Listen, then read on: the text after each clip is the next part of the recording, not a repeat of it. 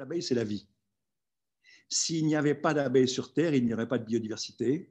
S'il n'y avait pas de biodiversité, il n'y aurait pas d'être humain.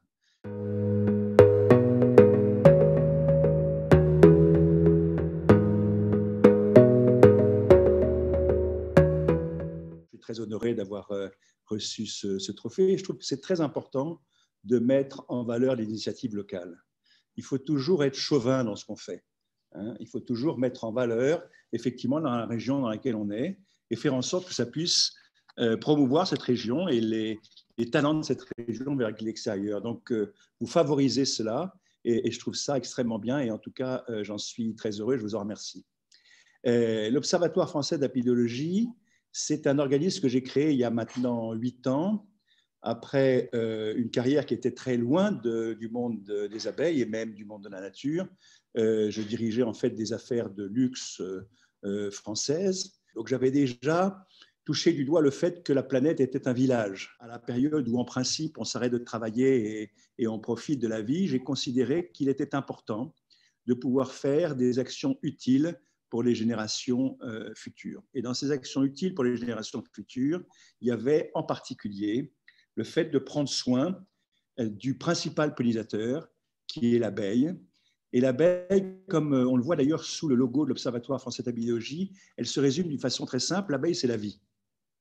S'il n'y avait pas d'abeilles sur Terre, il n'y aurait pas de biodiversité. S'il n'y avait pas de biodiversité, il n'y aurait pas d'être humain.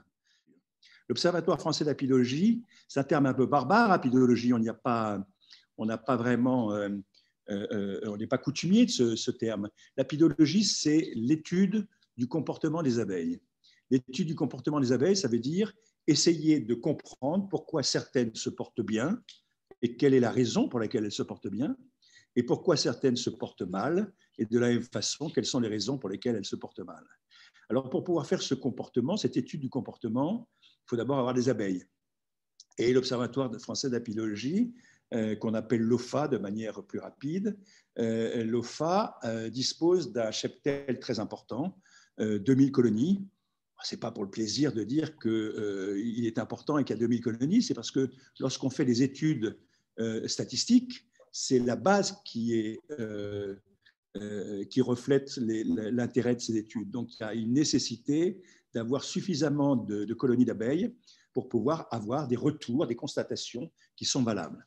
Et ces 2000 colonies sont réparties sur 65 ruchers à travers la France, de façon à être dans un environnement, dans des conditions qui sont différentes les unes des autres, et de pouvoir ainsi étudier l'évolution de ces abeilles. Lorsqu'on a fait ces constats sur place, grâce à notre équipe d'apiculteurs experts, on essaye d'apporter une traduction indiscutable sur les raisons pour lesquelles les abeilles disparaissent, mais avec une approche scientifique.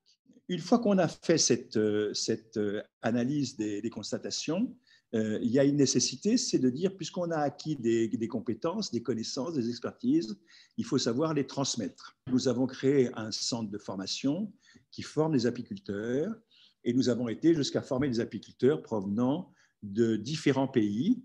Et nous avons encore franchi une étape cette année en créant une structure OFA Rwanda, donc au Rwanda en Afrique, dans ce pays qui est un peu béni des dieux en termes de biodiversité, avec une des dernières forêts primaires d'Afrique. Nous avons installé là-bas au Rwanda une structure avec 6 personnes, 6 formateurs qui forment donc les apiculteurs rwandais aux techniques nouvelles d'apiculture pour faire face aux nécessités de s'adapter à notre environnement.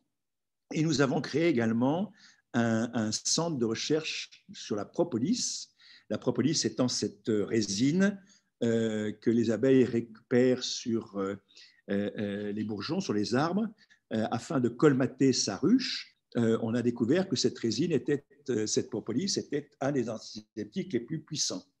Ça remonte à l'Antiquité, puisque les Égyptiens, lorsqu'ils voulaient conserver les momies, trempaient les bandelettes qui entouraient les momies dans la propolis, et c'est la raison pour laquelle aujourd'hui, plus de 2000 ans après, on retrouve des corps parfaitement conservés grâce à cette propolis.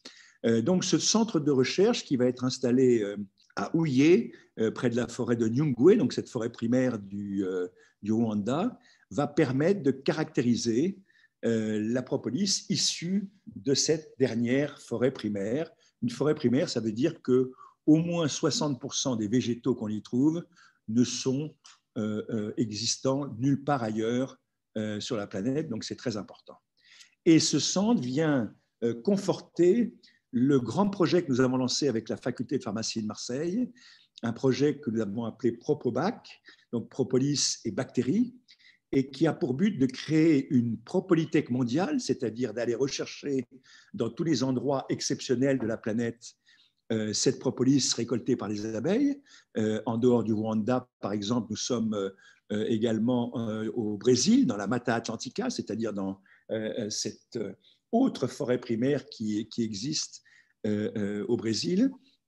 Et cette propolythèque va nous permettre d'avoir, après caractérisation, d'avoir à disposition tous les bienfaits que la propolis pourra amener pour la santé humaine. Puisque je suis en train de vous parler de propolis, un autre projet très important que nous menons aujourd'hui, et en particulier avec Mwetensi, c'est les expérimentations de traitement de la vigne, donc des maladies de la vigne, des champignons en fait, le mildiou, l'oïdium, grâce à la propolis qui non seulement est un des antiseptiques les plus puissants qu'on puisse trouver aujourd'hui de manière naturelle, mais qui est également un des antifongiques, donc combattant les champignons, le plus puissant qu'il puisse y avoir. Bien entendu, ces expérimentations qu'on fait ont pour but de pouvoir arriver avec des matières naturelles à baisser la pression des produits chimiques contestables qu'on utilise aujourd'hui dans la nature. Il y a encore d'autres activités qui sont des activités de sensibilisation. Et dans ces activités de sensibilisation, il y a deux grandes campagnes, une qui s'appelle Des fleurs pour les abeilles, que nous avons lancée en 2017. Cette campagne qui mobilise aujourd'hui toute la filière horticole et l'ensemble de nos partenaires nous permet, avec des centaines d'ambassadeurs, quand je dis des centaines, des milliers d'ambassadeurs, de distribuer des sachets de graines mellifères afin de pouvoir semer des milliards de fleurs chaque année.